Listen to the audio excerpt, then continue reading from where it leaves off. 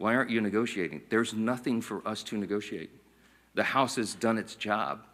The House Republicans right now are working hard in their districts all around the country. They're meeting their constituents' needs. They're going and explaining and providing the answers, and they're trying to help them navigate through this madness. There's nothing for us to negotiate or to debate right now, because the House already did that. The House did its job. We passed our bill. We did the job to keep the government open, and now it's on the Senate Democrats.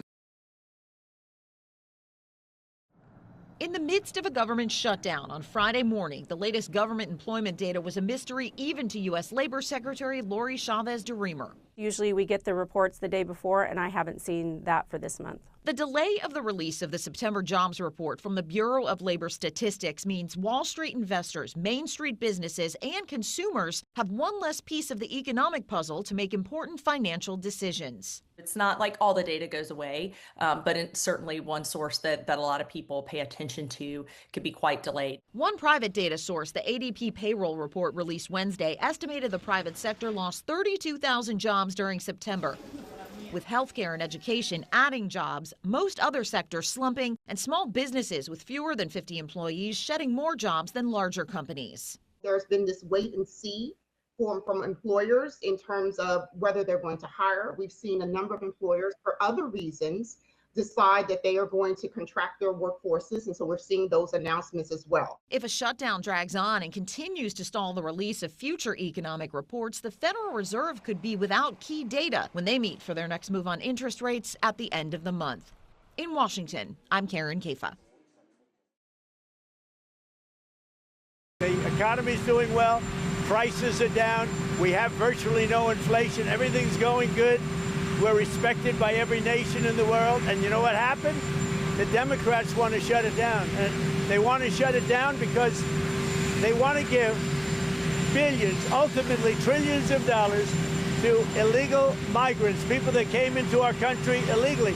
Some of those people are criminals, but they came into our country illegally, and they want to give them the essential, over years, trillions of dollars. And our people aren't going to stand for it. They also want to have open borders. They want to have men and women's sports. They want to have transgender for everybody. These people are crazy, the Democrats. So if it has to shut down, it'll have to shut down. But they're the ones that are shutting down. This is baby Zave. He's now 1.5 and thriving.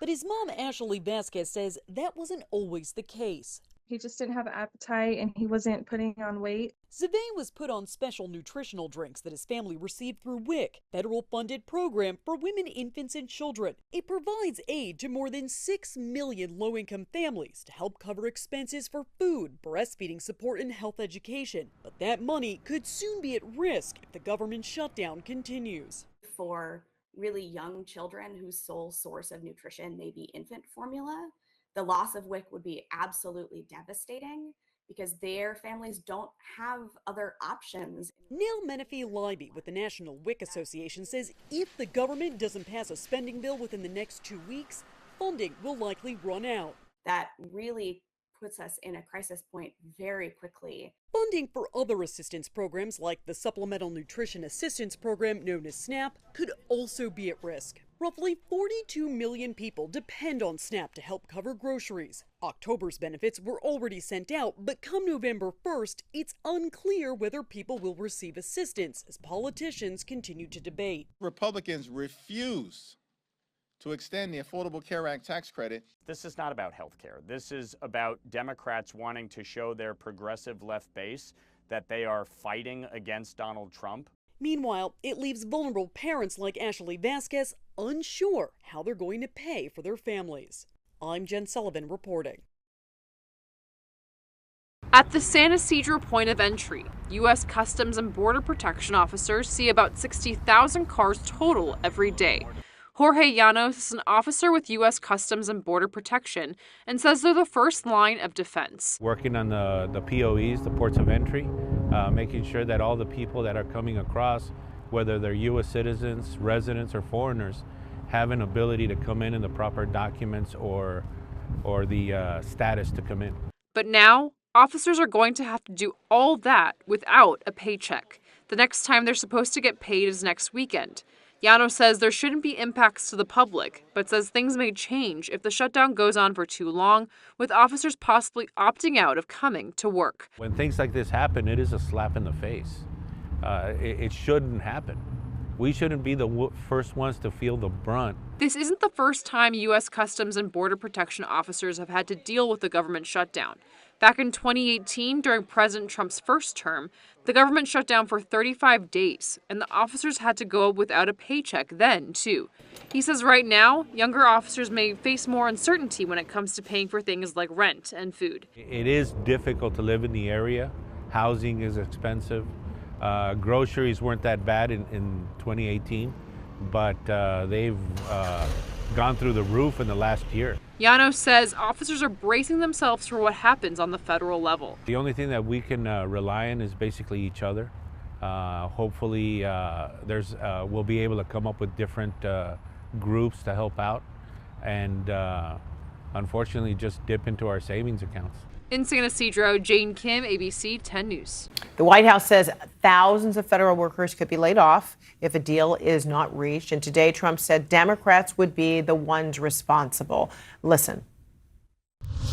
I call them Democrat layoffs. They're Democrat layoffs. They're causing it. We're doing better than the country's ever done. And the Democrats hate seeing that. It's up to them. Anybody laid off, that's because of the Democrats. All right, what do you think about what he has to say? It is offensive and it's a lie. This is the president of the United States. He should know the damn laws. He does not have the authority to lay people off because we're in a shutdown. The laws are very clear on that. You don't have authority to spend money, but you can't change laws. These are congressionally appropriated positions doing congressionally mandated work. The idea that the president thinks that it's a good idea to hurt the American people, to take away people. I mean, if the National Flood Insurance Program is out of money, if we have a Hurricane Helene that comes through, who's going to solve that? The EPA has no disaster people on it, and he's going to fire these people? That's not presidential. It is shameful. It is thin-skinned. It is anti-American, and it's frankly evil. Democrats, unfortunately, are continuing to play political games, and we are now in day 6 of the Democrat federal government shutdown. Millions of American federal workers are under enormous financial stress as a result, wondering how they will pay their bills and take care of their families. If the Democrats do not vote to open the government tonight, federal workers will not receive their next full paycheck. Additionally, the special supplemental nutrition program for women, infants, and children will run out of federal money very soon. This program provides vouchers to buy infant formula, fresh fruits and vegetables, and other healthy foods for low-income families. It can be easily fully funded if Democrats simply vote tonight to reopen the government. Also, our incredible military service members who risk their lives to preserve and defend our country are now working without pay and will miss their next paychecks if this Democrat shutdown does not end tonight. The Republican-backed clean and nonpartisan funding bill fully funds this important food aid program, gets our troops paid, and reopens the government. So all of this begs the question, what is the Democrat ongoing shutdown truly about? The sad truth, we believe, is that the Democrats intentionally shut down the government and are inflicting this pain on American citizens to try and demand free health care for illegal aliens. Of course, this is an indefensible and truly radical policy to be in favor of, let alone to use as the primary reason to shut down the United States government. So the Democrats and their allies are desperately lying about their true motivations. We have to set the record straight with the facts so the American people understand what's really at play here. House Republicans passed a clean and nonpartisan funding bill to keep the government open and ensure our troops and other hardworking Americans are paid. Every single House Democrat except one voted against this clean and nonpartisan funding bill. Senate Republicans have subsequently tried to pass this same clean funding bill 4 separate times, and they will do so again tonight, to fully pass it to be sent to the president's desk for signature. And the president is ready to sign this bill to reopen the government as soon as it is sent to his desk. Yet every single Senate Democrat except 3 have voted against this clean and nonpartisan funding bill. The Democrats' current position is that the only way the American government can reopen is if illegal aliens can get free health care. Don't take my word for it, just look at what's inside of the Democrats' proposal to reopen the government. Their funding proposal would result in nearly $200 billion spent on health care for illegal aliens and other non-citizens over the next decade. To put this in perspective, $200 billion is enough money to fund the entire children's health insurance program, which provides health insurance to low-income children and women. Under the Democrats' proposal, the millions of illegal aliens who improperly were granted asylum and paroled under the Biden administration would once again be allowed to receive Medicaid benefits. It does not end there. The Democrat proposal would also require Medicaid to pay more for emergency care provided to illegal aliens than it does for American patients who are disabled, elderly, or children. When someone shows you who they are, believe them. The Democrat Party has unfortunately closed our government, costing Americans their jobs, threatening our military readiness, harming our economy, and causing chaos, all to help the illegals who broke into our country. Instead of holding illegal aliens accountable and removing them from our country, which is what this administration is trying to do every day, the Democrats want to give them the free benefits paid for by the American taxpayer.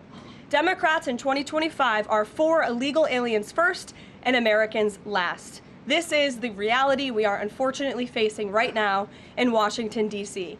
President Trump and Republicans will not give in to these radical demands. The president and Republicans have a sacred responsibility to serve and protect the interests of their constituents, the American people.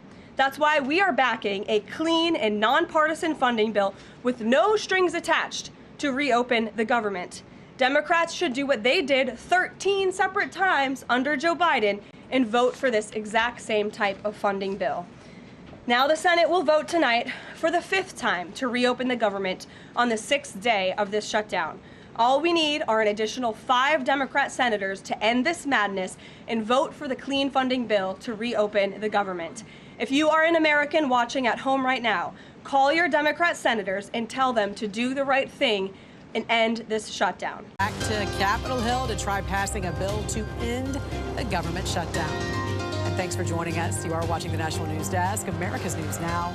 I'm Jan Jeffcoat. It is Monday, October 6th, and today Senate Republicans will bring a funding bill forward once again to see if any more Democrats get on board to end the shutdown. Angela Brown in for Mark Boyle at the live desk with the latest on this. What are you hearing, Angela? Any progress over the weekend? We are not hearing that any Democrats are going to be breaking brakes anytime soon, but these things, of course, as you know, can change in a heartbeat. At this hour, the government shutdown is entering a second week. The Senate is expected to reconvene this afternoon to vote on a bill to fund the government. The bill has already passed in the House but failed in the Senate a number of times last week. Both sides are now accusing the other of acting in bad faith.